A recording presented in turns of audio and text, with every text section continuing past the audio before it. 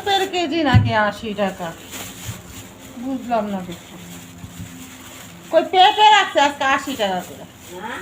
80 টাকা করে রাখছে পেঁপে। ওদিনকে নিলাম 25 টাকা করে, আজকে 80 টাকা। Up down. আচ্ছা, তরকারি বাজার হচ্ছে আপ ডাউন।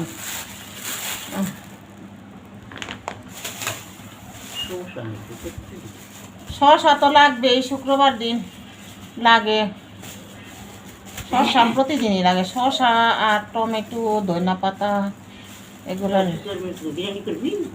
না না না না, আচ্ছা কি বাজে? মঙ্গলবার। মঙ্গলবার।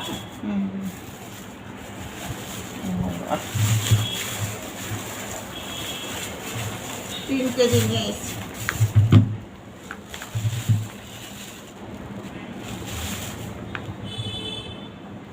এটা বলে দেশি শসা।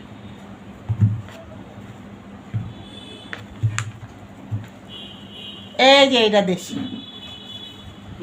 এইটা দেশি শসা। এই যে আমগো জাংলায় যে ধরতো না এরকম, এরম মানে তো এরম শসা হচ্ছে, এরম এরম। এই তো এই বড় এইটা দেশি শসা। কারণ এই দেশি শসা রেক রেক দেখলেই বুঝা যায়। খেতে জিনিস, খেতে খেতে বাজায়। দেশি শসার মধ্যে হুঙ্গা থাকে।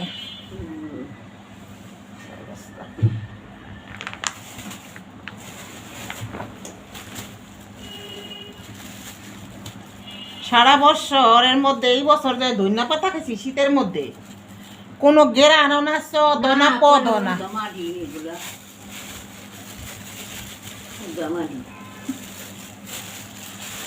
অকালটা দিনের জন্য হচ্ছে, তারিখ দিনের জন্য হচ্ছে তো বেরান নেই, আর তো অকালটা দিনে আগের দিনে খেতে নাকি দিনে গাছ উঠে উঠে এটার গোড়া গুলা লাগাবো আজকে, হইব না? ওই যায় লাগাবো আজকে, টপের মধ্যে লাগাই দিব আজকে বাইসা বাইসা নিয়ে।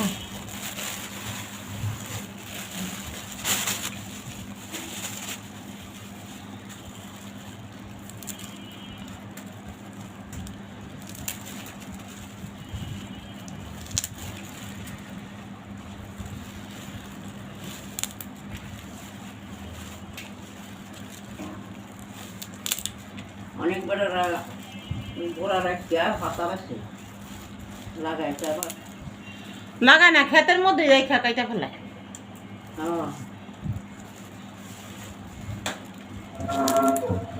এই গোড়াগুলা লাগাবো।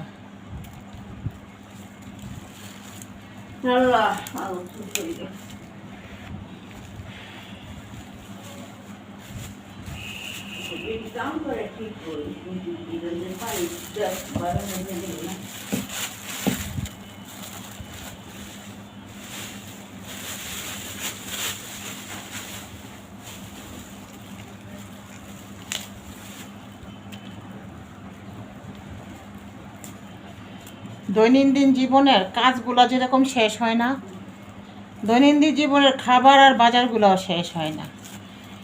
জন্মের পর থেকে প্রতিনিয়ত যদি এরকম দেখানো যেত, তাহলে একজন মানুষ যা খায় তাতে একটা বঙ্গোপসাগর ভরে যেত। তো এই জন্য আল্লাহকে বলি কি, আল্লাহ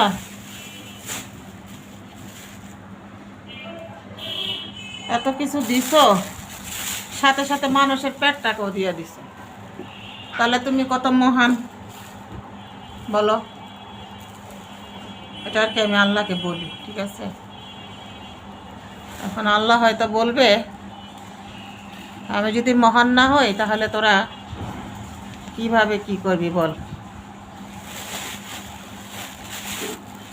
তো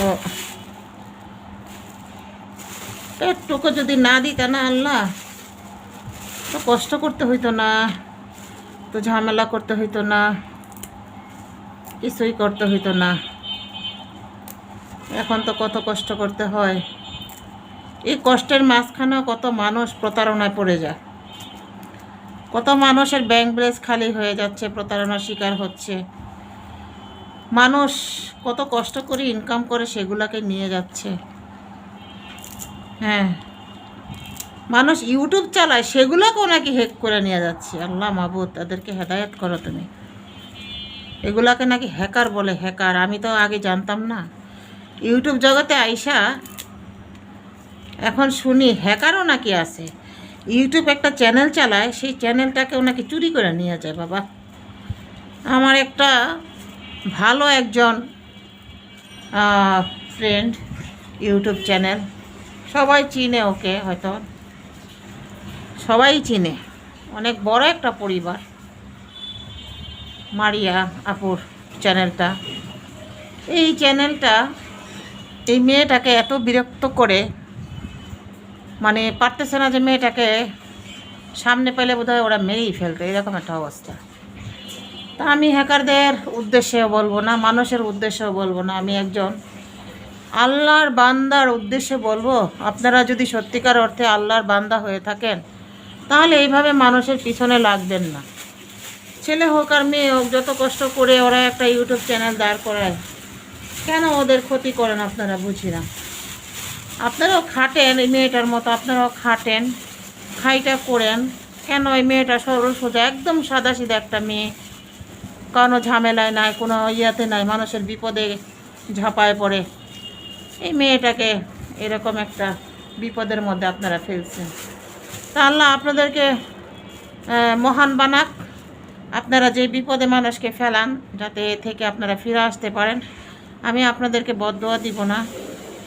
আল্লাহ আপনাদেরকে হেদায়েত দান করুক, সঠিক পথে আসেন, সুপথে আসেন, মানুষের ভালো দিকগুলো দেখেন, নিজেদের খারাপ দিকগুলো বাদ দিয়ে দেন, ভালোভাবে চলার চেষ্টা করেন। আল্লাহ আপনাদেরকে ভালো করবে, আল্লাহ ভালো রাস্তায় নিবে, আল্লাহ মৃত্যুর সময় কষ্ট দিবে না।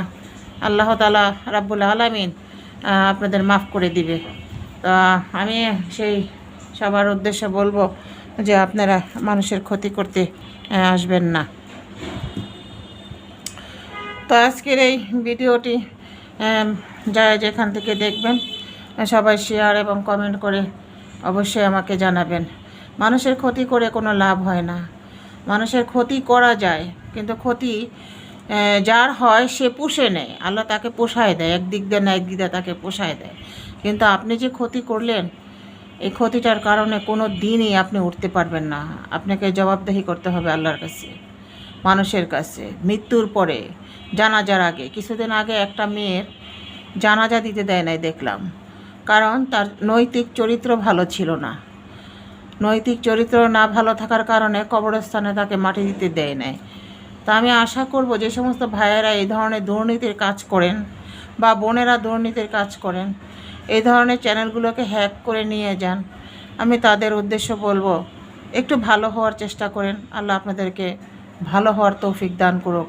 কোনো মুসলিমকে অভিশাপ দেওয়া যায় না, তাই আমিও কোনো মুসলিম হয়ে একজন মুসলিমকে অভিশাপ দিব না।